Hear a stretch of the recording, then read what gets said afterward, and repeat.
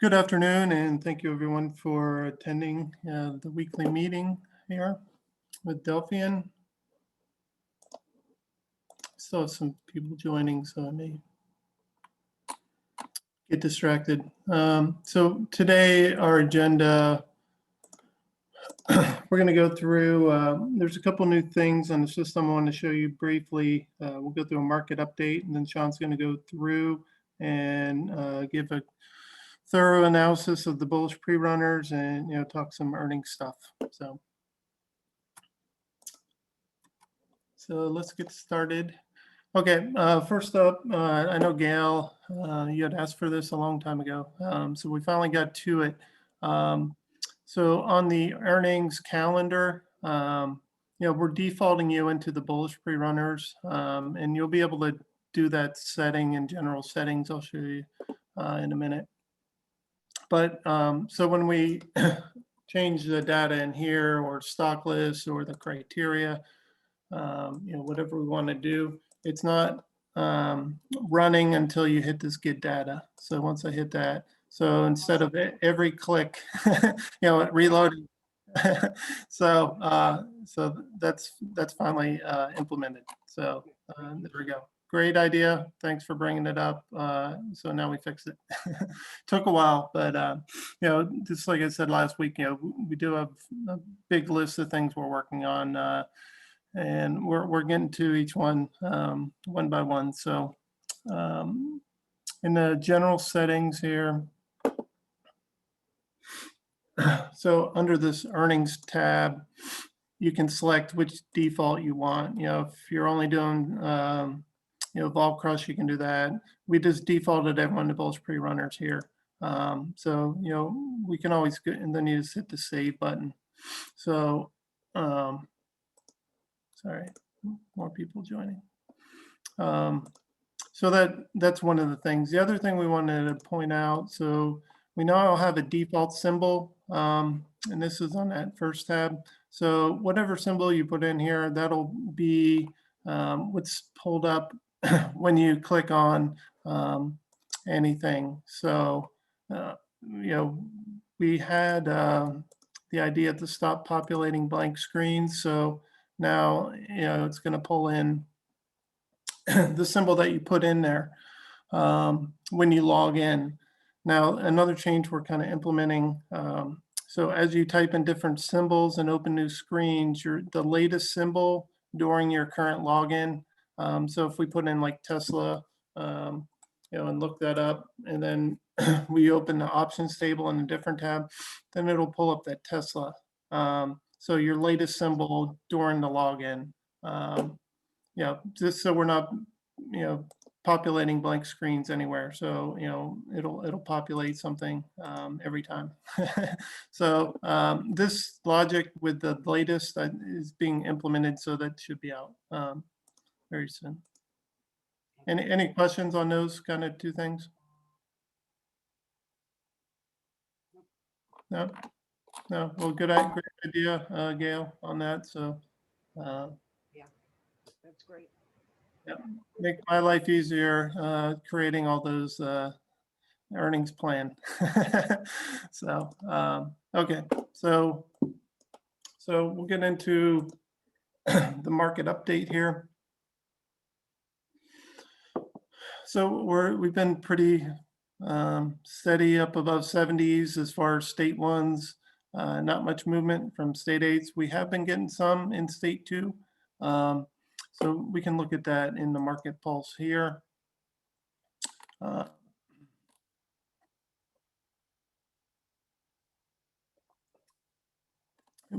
We just another kind of change. We only allow ETFs here. Not to confuse people, but SPY, IWM. So you can't pull up like Altria or something like that. So as far as the modeling, last week we were right about here, the 76.84. So we've dipped a little bit. What I wanted to do, normally we just look at the ones and eights, but I was just kind of doing, the analysis since this hasn't really, this is pretty much flatlined, kind of like our low lows been kind of flatlining. The eights have also flatlined. So, I went back and I just started looking at the state twos. And, the logic there is, if we look at the twos, that should be where things start, transitioning to first. So if we kind of pull out, kind of longer term, you can see a lot of these movements, you're going to see the twos first, along with like a drop in ones. Obviously, those twos are coming from the ones. Um, but you see, a lot of these are, this could be kind of where we need to, focus for that initial kind of drop. So, like yesterday, there's like 70 going to state two, and then like 49. And then, so, we're getting some numbers in there, not drastic, big jumps, but, it's been a kind of gradual rise. So, a lot of the, if you go back in time and just kind of analyze how things, basically most of the time we're looking for, market corrections and guarding against those. Otherwise, we're going to stay bullish, but we're trying to, honestly, we're trying to, almost perfect, where where we can, get good indicators. Okay, now's the time to be, really concerned. So, a lot of the time, I would say, when the ones and twos kind of cross, that would be an indicator. And then, from there, you want to see the follow through, the ones, dropping. The twos will also drop, like this big correction, the coronavirus, because then they go from what, 1 to 2, and then, to 4 and 8. So basically, when you get this cross of ones and twos, and then the ones keep dropping, and we're also looking obviously for lows, spikes and lows too. So those kind of three things, I think, will help at least us, kind of get a good feeling of where the market is going. And if you get this cross and then the ones start turning back up, then that's probably where we have that state two target three met is a really good trade. Those will start populating. Same with here. We don't have any follow through on the lows. So I think all those things kind of together, gives us an even more comprehensive analysis. And just want to point that out to you. Normally, we're only looking 1/8, right, most of the time, but I think this could be a value too. Is at least in the near term, giving you a quick synopsis of where things are. A lot of these, kind of little dips, twos get up there, and then, the ones turn around. So, those are all those good trades that we, populate in the studies, and why they do well is because most of the time it's going to turn back up. So we just want to guard against, we want to try and find ways to guard against this kind of drop where, the ones just keep going down, and then, we get the corresponding spike in new lows. Currently, we had a very small uptick. It went to 90. So you had a little, but nothing big right now. So, I'd still consider that, flatlined. As we've been talking about, the lows are just flatlined. So not much follow through on that, even though, we're getting kind of a little bumpy up here as far as the overall market. So any questions on that market pulse or comments?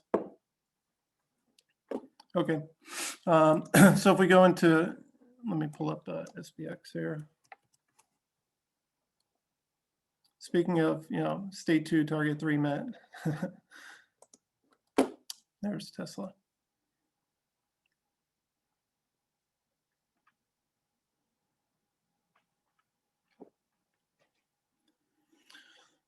So, last week we were talking about, obviously the Russell is still strong and leading. This T3 is kind of critical as far as the state modeling.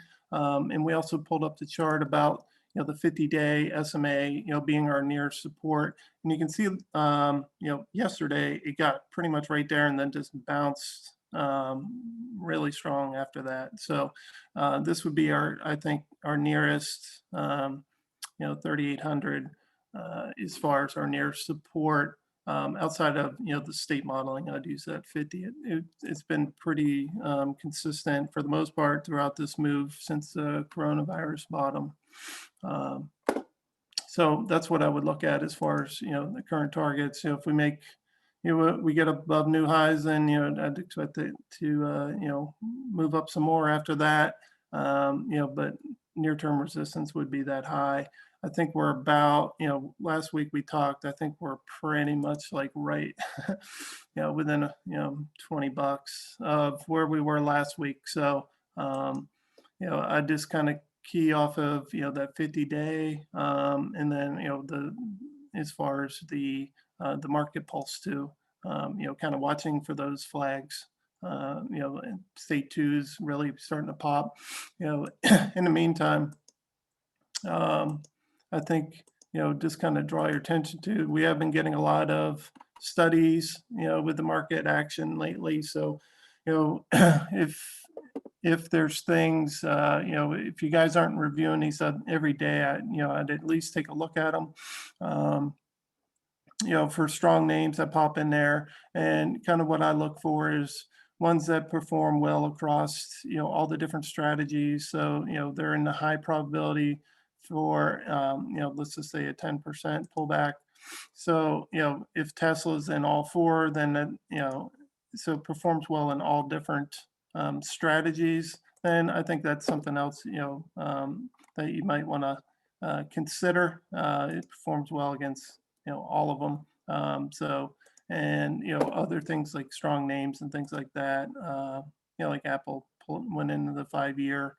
It looks like it performs well. Not a ton of occurrences, obviously, but, these don't happen a lot. So, it's more of a belief in the overall strategy. And, if you're not comfortable with those trades, obviously, we made it easy for you to track them. So we can hit that expand button, and then you can add them to a virtual portfolio and track them that way. We are tracking these, so we'll give updates on those as we are able to create the analysis. Shawn is working on the earnings stuff, and I'm doing the studies one. So, it's a lot of work to track them all. So I'm getting all that information together, and, coming weeks I'll be able to present, at least like year-to-date stuff, for the high probability trades only. Because I can easily pull up, the raw data, and how the overall thing performs. But, we have to do this manually right now, tracking the ones that qualify for high probability. So look for that in the future from us. And, I'd just say, a while ago, we talked about the 3 steps going through and evaluating, the market direction, reviewing the studies, and then the state transitions also, going in and testing those in the system. Obviously, we've been focusing a lot on the earnings trades as they're starting to wind down here. Thank goodness, but let's see here. We had no state one transitions.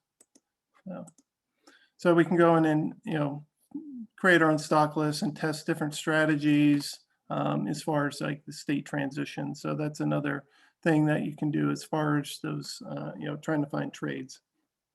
As the earnings winds down, we'll be looking for more and more trades outside of that. So just a reminder, I know we talked about that a lot at the beginning, like 2 years ago or something with the initial group, but just want to remind you, those things are still there.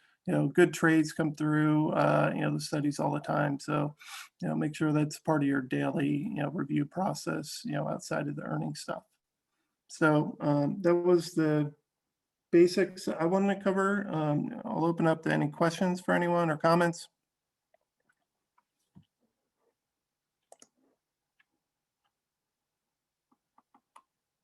All right. I think we got a quiet group here, Shawn. Here, Yeah, sounds like it, right? here comes Bob. Yeah, I didn't see Dave on here, so. Mhm. Dave and, Sudhir is teaching. He has his class scheduled right now, so that's why I hadn't been here for those of you that have been, with us a long time, so. Okay, Shawn, you ready? Yeah, good to go. All right. Yeah, good job. Thanks for joining, everyone. Yeah, like Josh mentioned, I'm going to go over some of the, the earnings stuff. Take a little side note to the earnings plan and some of the things we've been talking about recently, and look at the bullish pre-runners in the virtual portfolio and the data that we have, currently up to date, up to last night's close, and kind of share that with you guys, and we'll go from there. So. Yeah, I have my, I wanted to make sure everyone is using, when they're looking at the bullish pre-runners, the earnings, or like Josh mentioned, the studies, we're using the virtual portfolio. I mean, that is a tool that we've done, taken a lot of time to develop and put in the platform. There's still work that we need to do with some of the fields and different things like that. And that's stuff that is definitely upcoming, but I want to make sure that we're using it. It is a great tool to use and to kind of follow trades, and also hopefully help improve your trading as well. So, take a look at that and use it if you can. But if we go into the organizer and we go into our virtual portfolio, I have a lot of different portfolios as we have, as I've shown you before, set up. But if I go into my bullish pre-runner portfolio, this is my Q4 2020 bullish pre-runner. So basically what I've done is I've tracked all of the bullish pre-runners for the Q4 2020 results, and all of the bullish pre-runners that are confirmed. If the earnings dates are estimated and the dates have changed, meaning the dates have come forward to where, we're going to miss them based on the days ahead using the bullish pre-runner strategy. Those are trades that I did not take and that were not put into this portfolio. So only confirmed bullish pre-runner trades up to date currently. So as of right now, there's only one trade remaining that is actually open, and this is the workday. So WDAY trade, it's currently open. The entry was 2.9. So we're still moving this trade along, as you can see, based on this virtual portfolio. The entry price for that trade was 12.18, and currently the current price is 8.15. So position gain or loss is $403 currently on this particular position. So we have a bit of time until Workday has their earnings come out. Let me look to find the actual date for their earnings to tell you exactly. So Workday, actually not a couple of days there. Say again? 25th, I think. Yeah, so tomorrow after the close. So the way that these work is if Workday doesn't have a decent spike up today or tomorrow, then since earnings comes out on the 25th after the market close, I close this position on the close tomorrow before the earnings announcement, because the bullish pre-runners are set up that way. You get in a certain number of days prior to the earnings announcement. The trade goes through all the way up to earnings, but you do not trade it through earnings on the bullish pre-runners. So one of two things will happen. Either you'll hit your 25% profit as tested in the back testing for the bullish pre-runners, or you'll get out the last moment you can prior to the earnings announcement. So you're not going to be impacted by the earnings release from the company, either positive or negative. So this one will be out next, basically tomorrow by the close if we don't hit the profit either today or tomorrow. So this is just the current open position. I can go back and look at my closed positions. So the portfolio does track a lot of great information for you when you set it up. It does track your portfolio value. Now my portfolio value is I set as $100,000. And I'll go into the specifics later of the actual portfolio, but I just wanted to show you the portfolio value. It shows me my available cash. If I actually click on my closed positions, it's going to have all of the closed positions that are currently closed within the virtual portfolio. So once this opens, there's a handful of trades here.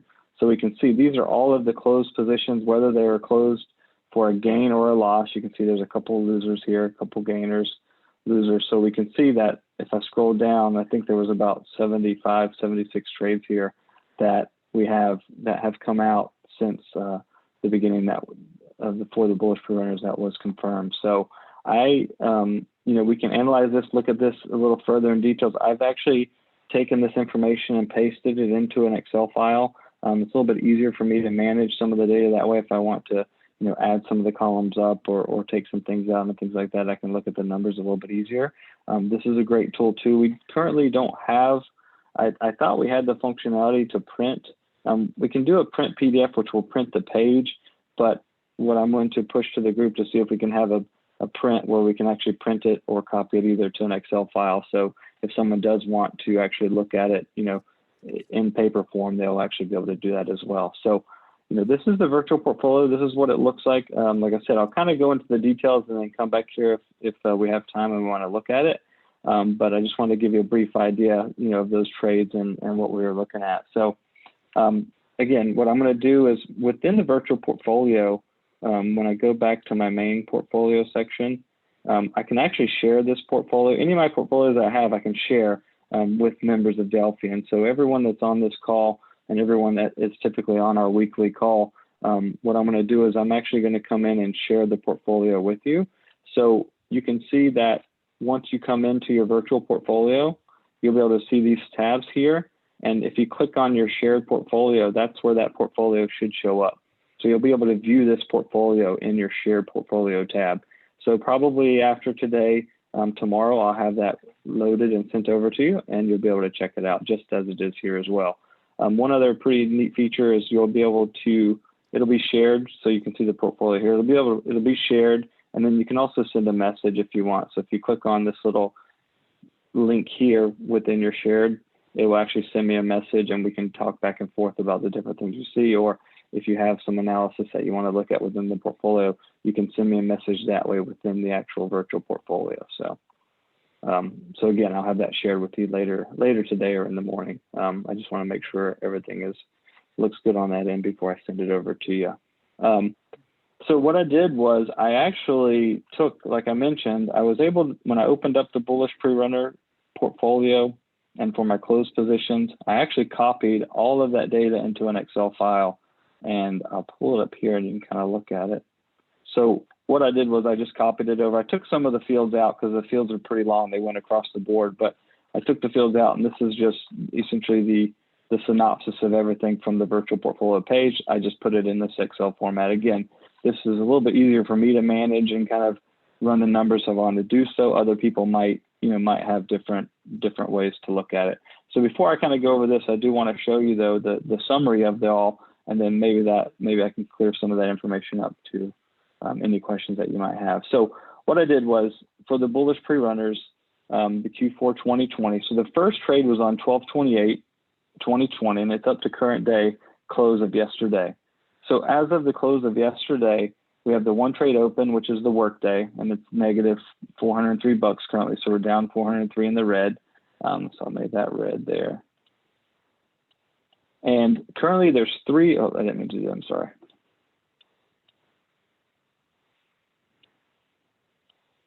Oh, okay. Still doing that. What I meant to do there. So currently there's 3 trades upcoming, and I'll show you those 3 trades as well. 65 trades were missed due to the estimated earnings dates, and again, those dates had changed, pushed forward, or maybe the entry date for the trade had come out right on the same date that the earnings was confirmed. So typically those are too close for the system to pick up, or maybe the system's updated that one day and it doesn't pick that one up, or it's they're confirmed the very next day. So then those would be ones that we missed, because if it's not confirmed, if I do not see it confirmed on that pre-alerts tab within our earnings pre-alerts, these are the trades that I haven't done. I want to see the confirmed there, because the bullish pre-runners are especially important to use those specific number of dates that Josh and I have back tested to make sure we're getting in the trade as a bullish pre-runner for the most optimal time. And then currently there's 75 trades that have been completed, and again we have 4 more that are still open, so that eventually will be 79, as long as most of those 3 that are upcoming are confirmed when they come out. So of the 75 completed trades, there are 49 trades with profits, 24 with losses, and 2 that were break even, exactly a break even on the trade by the time I got out. So the win percentage was 65%. So it was a little bit lower than last quarter. I think Satir had above a 70% win rate, and this one was 65, but still pretty good in my mind. And when the results showed a profit, that's still still positive, especially because we're better than that 50%. Total portfolio value that I started with again was $100,000, and the total portfolio value as of the close of yesterday was $118,318. So net there's a profit of $18,318. And again, we have that one trade that we're still down. So what I did when I actually did the bullish pre-runner, this isn't going to be suitable for everyone, but I just wanted to do it this way to try to keep it consistent, is I made a minimum investment amount per position of $1,000. So if a trade costs $450 for the one lot, then I would buy a 3 lot, which would exceed the $1,000, by a decent amount of money, $350. But that was a way for me to try to keep it consistent and make sure that I didn't go below that $1,000 investment. There were some trades, Google Shop, for instance, that are higher dollar amount trades. I did want to put those into the virtual portfolio to track them, but that's something that you would want to look at on a personal level as well, because when you look at the Shop trade, the entry was probably one of the highest at $48.50. So it was $4,850 for a one lot. So buying a long call on that Shop bullish pre-runner trade at that time, was $48.50. So a pretty decent amount to be invested for one position, within that bullish pre-runner. So wanted to make sure and capture those, and then we can analyze those later. Once I get them all in the system, or once you're able to track everything that you want to track in the virtual portfolio itself, you can always go in there and take those things out and remove them if they don't match your criteria. But I always want to make sure I'm getting the data so I can provide it to everyone, and then we can kind of make the adjustments as we see fit moving forward. I did look back in time, and as I was putting these trades in, it looked like the highest point of capital at work was on or around January 29th, so around the height or in the middle of the earnings season. And approximately I had $50,000 invested at that time. So again, using the $1,000 minimum and then no cap on how much I spend on a one lot, I had $50,000 at work, capital at work at one particular time. So a decent amount of money to have in there invested. You can see the other breakdown that I did was I came up with a profit factor.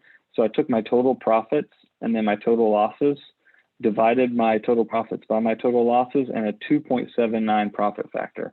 So, I think last quarter for some of the analysis that we had, it was around the 2.1 to maybe 2.5. I think that was from Satir and some other people within the group. So, a little bit better profit factor based on that for this quarter, even though I did drop down my win percentage a little bit. So, that's the summary breakdown of kind of how I did the bullish pre-runner. And then before I go into, the other sections and look at some of the details on that Excel file, does anyone have any questions or comments on what I did? No, but good analysis, though. Say again? Yeah, no, I said that was great analysis. And I'd like to know, how did you cut and paste your from Delphian into a spreadsheet? Yeah, no worries. Yeah, and I was trying to figure that out, and I was like, oh, it should be possible. So that's something that I'm going to want to try to work into the group to get added for us. But yeah, if you go into, so if I'm on my positions here, so once I share this with you, you'll be able to do it. And then after I share it, if you have questions, definitely feel free to reach out. But all I did was I just held it down and copied these. Okay. You're able to run it. You're able to run it all the way over and see how it's still hidden behind. It's still copying these, but it's since we're able to move the cursor over once we get to the bottom to look at some of the fields that are further to the right, it kind of messes it up a little bit. But I just hit copy. So I did my I did my right click copy, and then once you go into, let me just pull one up and I'll show you. So anyway, and trust me. Okay. Trust me, I had some practice too with what I was doing. So, but let's see. Okay, so let me get on this without that thing pop up. And then all I did is open a cell and paste it. Okay. And then it just populates like that. Yeah. And that just, I do the whole thing and then expand it, Now, some of these fields, like I don't need necessarily these here. These are all separate images. So you can delete them individually, or you can copy the portions that you want and kind of paste to another page. It just depends on how you want to do it. I have some practice with Excel and doing different things like that. So if anyone has an issue with it, let me know and I can try to, run a quick course and show you. It's pretty easy once you start using it and copy and pasting. But, I see MAS as being my last one here that I've pasted. So then I'll just come back into my portfolio. Let me get back all over to where I'm supposed to be. And then if I go back up, and then I can see that MAS was the last one that was copied, I'll just start copying again from this field down, and then go as far as I can go and just, right click again, copy, and then paste it. Okay. So it does take a little bit of time, unfortunately, but I like to look at it this way. I think because if I wanted to adjust some fields for whatever reason, I can do so. My thoughts were if I want to sort it, or if I want to maybe take out some of my losses, or like we spoke about, if I do want to say, this Google or the shop, these are really expensive trades, right? Google was $4,500, 4,500. Shop was 4,800. So if I wanted to just take those two out, I could just, delete those two trades from the list, save it as a different file name, and then run my analysis without those two on there. Or, if I knew that anything above, a certain amount of a dollar amount, maybe anything above, whatever, $2,000 or something, I can take those out, delete them, and then see how my list looks from there. Does that help it or does that hurt it? Are these the big drivers behind my profit, or are they not? And then make some further analysis that way.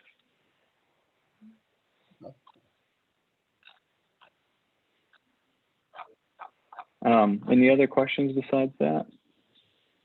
Hey, Shawn, this is Lee. Like on Really? the trade, are you going for 25% there, or you just shot up over? Because you made Go ahead. on a $4,500 investment. Right, and since we're looking at, since the virtual portfolio takes that end of day data into consideration, that's a great point, that these are all pulled out at the end of the day for that day. So with that 25% profit, if you have that 25% in there running, GTC, then a lot of these are definitely going to be different because we're going to be hitting that 25% intraday. So, once we pull those new servers in and we have that intraday data, that 20-minute intraday data, these numbers, obviously the profit returns will drop, but we'll also get a better, more consistent feel for how we're working throughout the day with some of these trades. So yeah, it's a great point. So you're going to see, because you see a lot of these that are hitting, 93%, 49%, 55.94%. So those are going to be dropped down, and that's some analysis that I need to add in here to see, if I change these, so that's a good thing about using, I think, Excel in my mind is, if I change these to a certain percentage, how does that affect my overall total profit and loss, and how does that affect my profit factor in the end as well? Because going back to what Sudhir had done last quarter, his profit factor is based on real-time trading. So getting in, getting out of that 25% profit, and then moving on. So, that's a great point. And some of these too, if you're in the position and you're looking to get out for 25%, and let's say it's up 20% today, and then it has a gap up tomorrow to 40%, you get out, hopefully you'd get out on the open for roughly 40% profit. It just depends on, the bid-ask spread at that time when the market opens. But, some of those gaps will happen in your favor. Some of those gaps will not happen in your favor. So, I think, I don't know if it evens out or not, but we could run further analysis on this particular field to verify that. And that intraday data will help tremendously.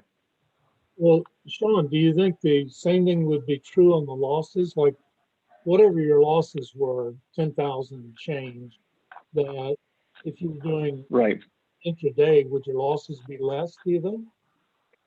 It's possible. I mean, I think when Josh and I have looked at it before in some of the studies and some of the other areas in the platform, it seems to be fairly even. So you're given one, you're taking one, but without looking at that intraday data, I think it's kind of hard to get an exact idea. But I think you're right, and that brings up another note that I wanted to bring to the forefront is, we're using 60 days to expiration on these options. So some of these trades, if you're getting into the trade 10 days before the earnings announcement, but you're using at least 60 days to the expiration for that option, I'm finding that if I am taking a loss on some of these options, barring, just a complete drop in the stock, that using options that have more time, agreed, I'm putting a little more money out there, but my losses seem to be a little less extreme because there's still a lot of time on those options, prior to the earnings announcement and when I have to get out of the trade if I am taking a loss.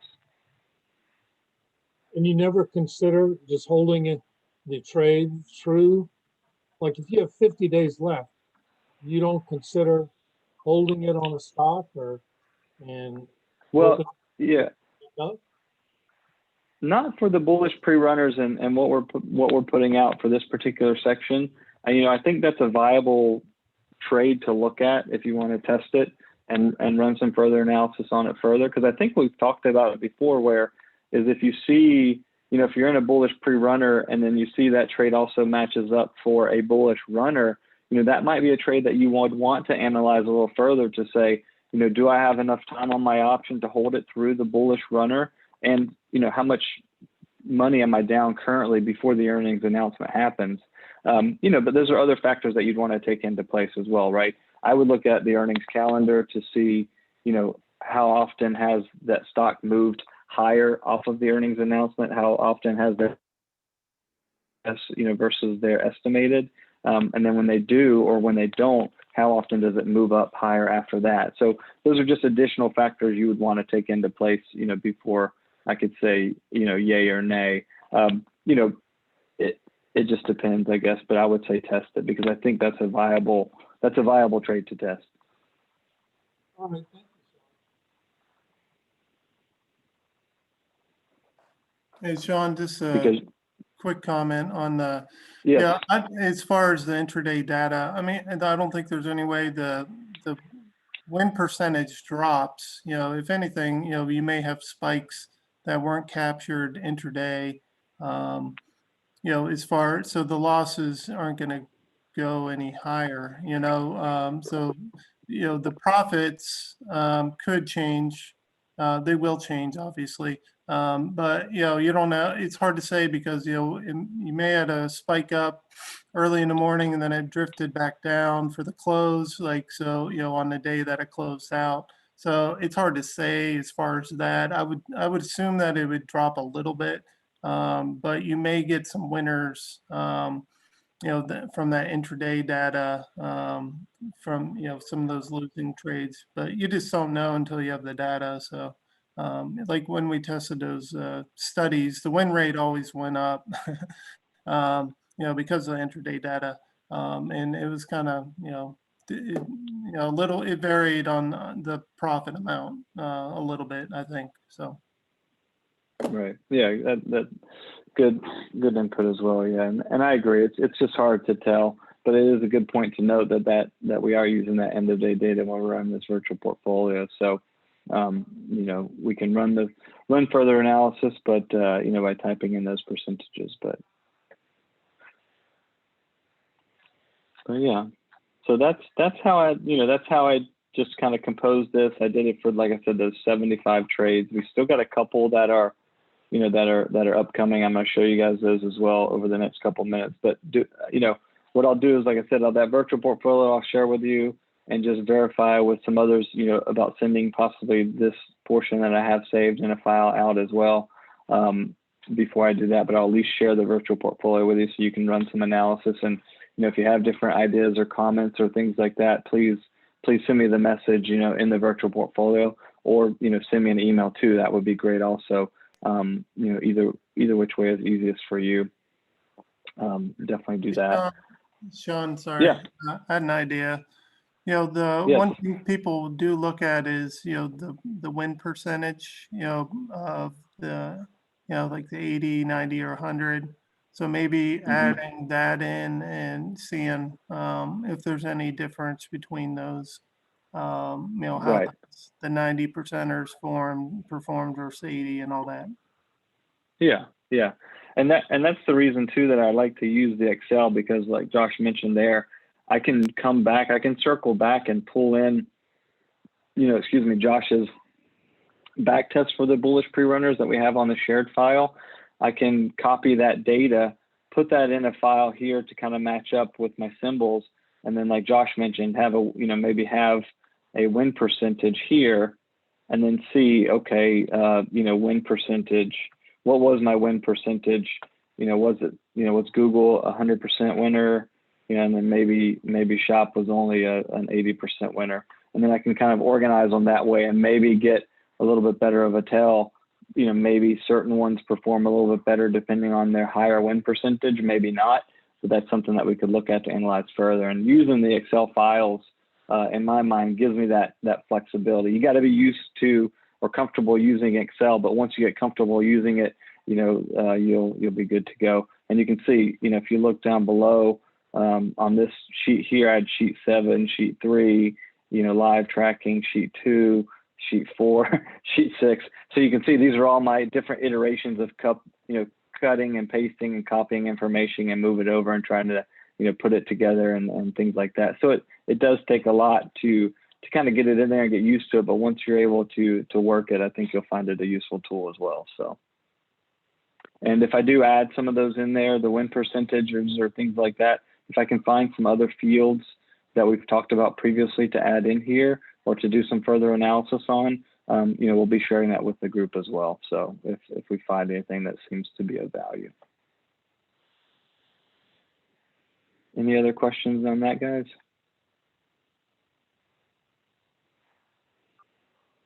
All right, well, let me get out of here real quick. So I do want to show you real quick the earnings calendar. And like Josh had mentioned, we basically do have, we are coming towards the, we're on the downslope of the earnings, and we're coming to, almost the lull of the bullish pre-runners. So if I come into my earnings and I go into my plan, I'm going to just show you, we only have a couple of those bullish pre-runners left to trade for the rest of the season, and then we're going to be looking to revamp it and kind of have another Q1 2021 earnings tab for you as well. So you can see as I pull up this earnings plan, we know that the bullish runners, the vol crush, so these trades are still live, 2.2, 2.24, things like that, 2.25.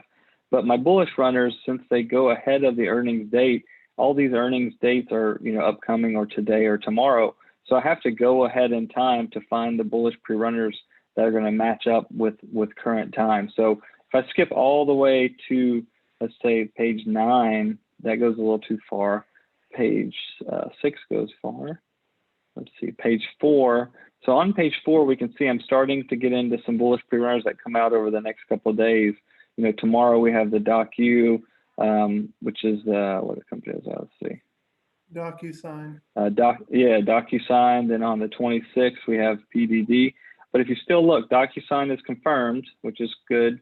PDD is estimated. So out of those two, I'd obviously be doing the DocuSign as of right now, unless the PDD gets confirmed, either today or tomorrow. So we have 2 there, one that's still estimated. If I skip over one more day, or one more tab, excuse me, we have 5, which is 5 below on 3.1. And then we have a couple more that I believe are still going to be within this earnings period. WBA, which is Walgreens, and then Stars, which is the Constellation Brands. So these are 2 more, and these are both estimated. And then you can see the 5 is estimated as well. So unless anything changes, there's only at least, one more that we'll be putting in as a confirmed trade for these bullish pre-runners, and then we'll be on to the next quarter after that. So, I wanted to show you that we're coming to a close on these bullish pre-runners, but we do still have, a handful of the other trades that are still going to be active. And, I'm working to get that analysis together. And as long as everybody, is fine looking at the format that we have here with the virtual portfolio, which you should be good with that. But, mainly with the document that I'm showing here with the results, I'm going to come up with the results for the other portfolios as well, such as this, and then have this laid out so we can look at that together as a group as well. So that's forthcoming. I'm going to be working on that, and hope to have that to you guys soon. But again, just to kind of talk about what we've already talked about, I'm going to share that virtual portfolio with you guys today, at the latest tomorrow, so you'll have that. If everything's good with this Excel file. I'll share just this one page with you as well, so you can kind of look at that raw data too. And then, any questions, please feel free to reach out to me, because different things, that we talk about here, again, that helps us look at some different ways to maybe put some of these numbers together and look at them and maybe run some further analysis. Again, I learn a lot from the group talking to you guys. So you guys help me out, I hope, just as much as I help you guys out. So I'll have that out to you, have this out to you. Any questions, just, feel free to contact me. So anything additional, guys? Hey, Shawn, is there anyone, I know a lot of people trade these. Are they seeing similar results? Anyone that care to share? I know there's a few that trade these.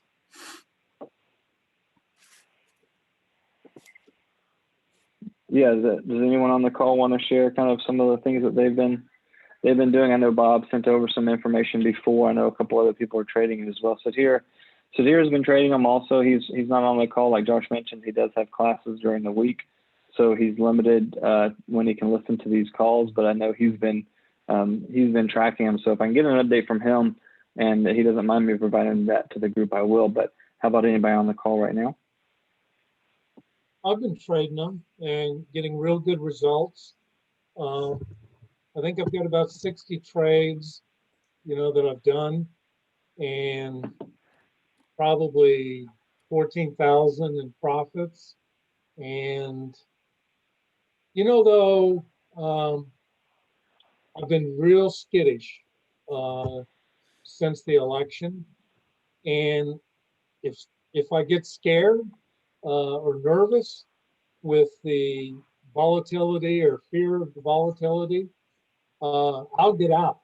And, I have, on average, my average is a 17 point something percent. And, I got 5% plus, 3%, and then some 9s, 10s, 12s, 13, 15. If I get skittish, I'm out. I think I'm going to take 2 losses, pretty close to complete, but out of the 60, I don't have any losses, and that's just me being nervous about it. Yeah, just being a little nervous or more cautious about the market. Yeah.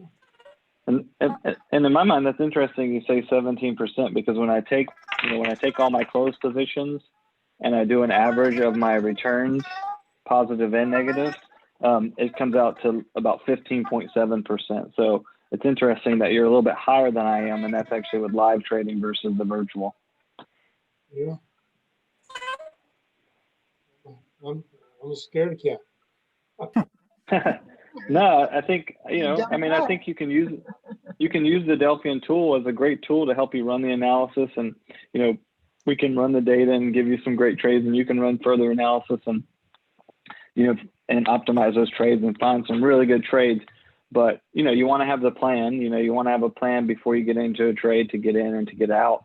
And then if you know that you're going to be a little more cautious, as long as that's part of your plan, making those adjustments, I think is fair, right? You want to be comfortable with the decisions that you're making, when you're trading your money. So having that plan in place, that you have that fail safe, if you will, seems to be fair in my opinion.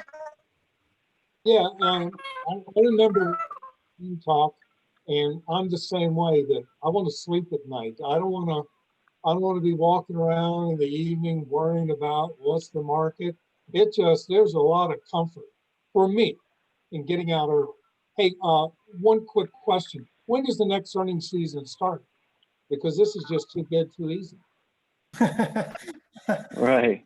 I think what were we looking at? Maybe the middle of April, right? I think. Is that what it was? No, I think we'll publish, because we published the plan mid-December, so it'd be 3 months would be mid-March, like probably about a month. We'd publish that, I think. And so we'll begin tracking in about a month. What's that? 5 weeks, 6 weeks, maybe. Something. Yeah, if we do it mid-March, you'd be talking what, 1, 2, 3, 4, 5, 6, so probably 6 weeks. So because it looks like around the first part of April, so the last week of March or the first part of April is when those new trades will start coming in for the bullish pre-runners. Okay. Sounds great for me. Yeah, and to your point, I mean, with the analysis that I ran on the bullish pre-runners, and a lot of the ones that I've actually traded as well, I've had good results doing both, and I think these like we've talked about before, these trades are great trades in the fact that you're buying the long call, you have a lot of time for the most part on your option, you're buying it, you're putting in your sell order. If you can do multiple lots, you can maybe be a little more aggressive and sell some of them, for a higher profit if that's what the testing has showed and you want to be a little more aggressive, or if you want to do as you did, and if you get a little skittish on the market, maybe pull back some of them. That's always something that you want to test out and verify before you do it, just so you have a good idea of what the potential, outcome is depending on the route that you take. But, these trades are pretty easy to implement for the most part. Now getting the earnings dates solidified makes it a little more difficult. And as you'd seen, we missed a handful with these because we missed, over 65 because of those dates changing. Again, I don't know if it's an anomaly based on the time that we're in, coronavirus and different things like that. But, I'm hoping that these numbers will get less as we move forward, but who's to know? But still, if I'm doing 75 trades, over the past 2 months, I mean, that's a lot of trades to have completed. And then if I'm doing multiple contracts of some of those, I mean, that now we're talking about a decent number. So in my mind, there's a lot of trades here, and we have a lot of opportunity to use these strategies. So. Yeah. So I think, Bob's on the call. He's listening. I think he was trying to talk, but for some reason the mic's not working. So any news that he provides to Josh or I, we'll see if we can pass along. And if we can, we'll pass it along. Yeah, his mic was doing feedback, so I muted him. It was like a little kitty cat sound or something like. I heard that. I thought maybe that was just me that heard that. I could hear that. I thought it was mine. I muted myself. I thought, oh my God, my mic's just. No, I was watching. Watching Lester, I played most of the pre-runners, and I came out about 21,000 ahead. Wow. So I'm awesome. Quite impressed. Hey, you guys, we're still waiting for our 5% of the profits. Send those checks over, right? Yeah, at least dinner or something, maybe, right? We can do dinner. That's great, Chuck. We can do yeah, that's awesome. And is that doing just one lot, Chuck, or is that investing a certain amount every trade, if you don't mind sharing? It's most of them was 1K approximately, and the real expensive ones I didn't trade at all. Okay. Okay, and then toward the end, since I had some extra cash there, I started going to 2,000 instead of 1,000. Okay. At the very end. All right. Okay. And that seems pretty in line, right? If I'm saying 118 here, 18,000 profit using about the same 1K strategy, but you have to take out some of the bigger ones that I did.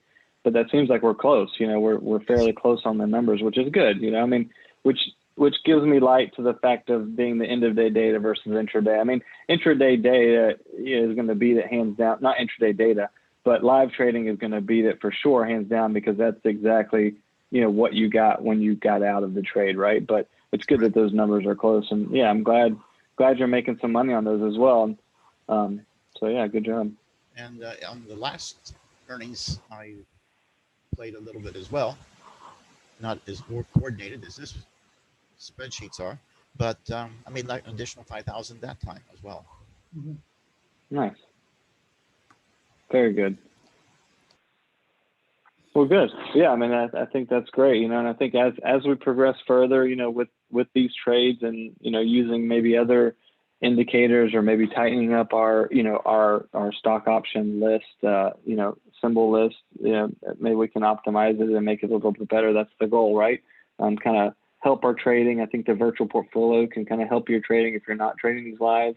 I think it can help you kind of learn some of those ins and outs of the trading, and I think it can be beneficial. So, again, any of these trades, feel free. But Hey, Shawn, I guess the only other question I had, because we've been talking about execution, like if anyone, as you like try and get in these trades, I mean, if they're not, if you have problems or they're not really that liquid, please let us know. The more we can remove things out of that list real easily.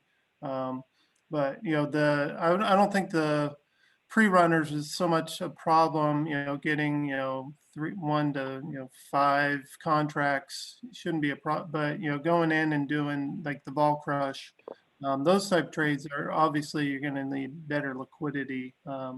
But if you guys as you're doing these trades and if you see any issues on liquidity, obviously, just shoot us a quick email and be like, hey, this spread was really big. I even tried to get into it and, never got filled like around the mid. And, that way we can, if there's problems with any of those symbols, like we found one the other day that we're going to pull out. But, if you guys see anything like that, just let us know, please. yeah, and that's a great point, and that the bid offer spread is a big point that we don't really talk too much about, because you don't want to pay a decent amount coming in, and if the bid ask spread is really wide, then you're already losing 10% on getting into the trade. So you want to be careful with those bid ask spreads, and we try to do what we can to get those out of there, but sometimes they do slip in. And like we've talked about before with the other trades, volume and open interest are two key factors that you want to watch out for as well. Make sure you're getting some good volume on the strikes that we're using, because some of the ones when you're going 60 days out, if it goes further than 60 days out, a 30 delta, there might not be that much interest in those. So if you can check the open interest, check the volume, I think it would be prudent to do so. And if you see a wide bid ask spread, that's going to kind of lead you in that direction anyway. So like Josh said, take note if you see them and let us know. Well, good. I mean, that's all I had, guys. I appreciate you guys listening to me as always. Feel free to reach out to me if you have any questions. If we want to, work on some of this stuff together, please let me know. And I hope you guys have a good week. We got a couple more trades coming out for the bullish pre-runners, and then we'll be on to the next one for the next quarter. So. Okay. Thanks, Shawn. Thanks, everyone. If you have questions, stick around for a few minutes, but thank you all for attending. Thank you.